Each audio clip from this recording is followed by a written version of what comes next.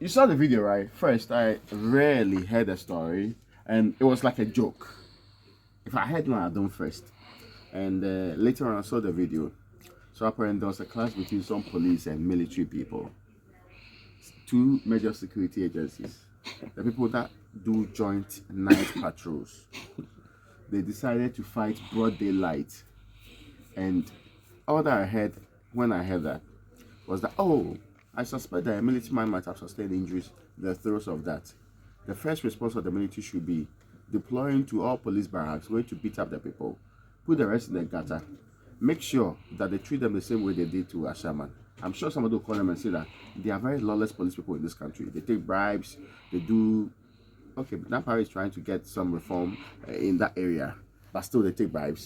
If I recently, they want to discourage them because they are done power theft. Police barracks are the Omaya power theft. The people who are supposed to be the ones protecting us, enforcing the law, no, power theft.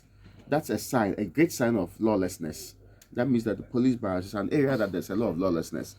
They should go. The military should deploy a highly sanctioned from the top to go there, put them in the gutter, treat them like the way they treated the Ashaman people. I'm sure, again, some Ghanaians will be so excited that the military is doing a very good job. And that will come back to a conversation that started a long time ago. If you have security forces that are acting like vigilante, it's a very terrible thing. They're acting like militia. Security forces who have no proper appreciation of their roles in society. This is what happens. But if you have security forces who are defended when they do the wrong thing, when they go and beat up people illegally, they have their hierarchy, including people who are brigadier general, people that you want to respect. Now, because becoming brigadier general, you should be of a certain level of thinking. But they justify the illegality and the unlawful conduct of these people. What you get at the end of the day is what we are seeing. I'm just praying that when they deploy the people to the barracks to go and beat them, at that time, we have the commander-in-chief joining the conversation and saying, now I'm calming things down. The military is becoming a lawless institution, so we need to reform it. I think that's the problem generally with allowing some form of lawlessness in a state where you're supposed to practice rule of law. I mean, people want to take things into their own hands. And so if a shaman happens and no one complains and calls to order, and you hear Brigadier General say that defend it. People are actually calling to commend them, you can understand why the military encounter a police officer who they claim has violated traffic offense or has committed a traffic offense.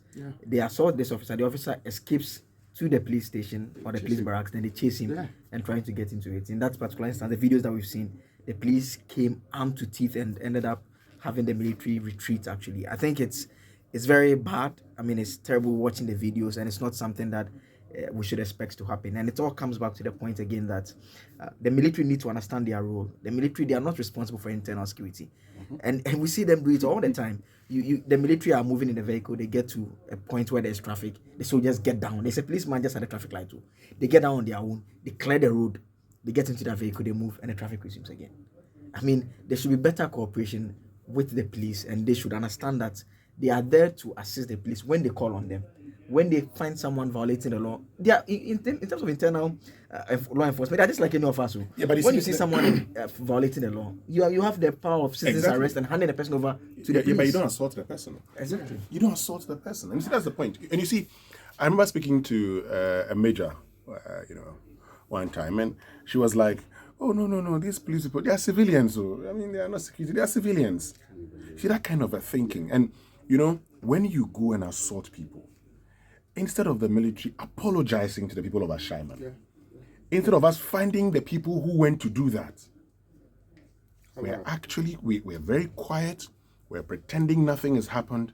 And today, it has happened to a policeman. And so a military man just thinks that, you engage in a traffic offense. Even if you arrest him, why don't you hand him over to the police to be processed for court? Because that's where you go and punish people who are engaged in traffic offenses. All of a sudden, you become the law. So you want to assault the person. Straight liability offense, So all of a sudden you become law. And for me, that's you see, because when it happened the last time, we're all quiet. We didn't talk about it. We were very quiet, and they had so-called well-meaning Ghanaians backing them. Well-meaning Ghanaians backing them. Today they think that they can now take over additional internal security functions, walk around and discipline everybody. If we don't check it, very soon, just very soon, they may be thinking of the unthinkable.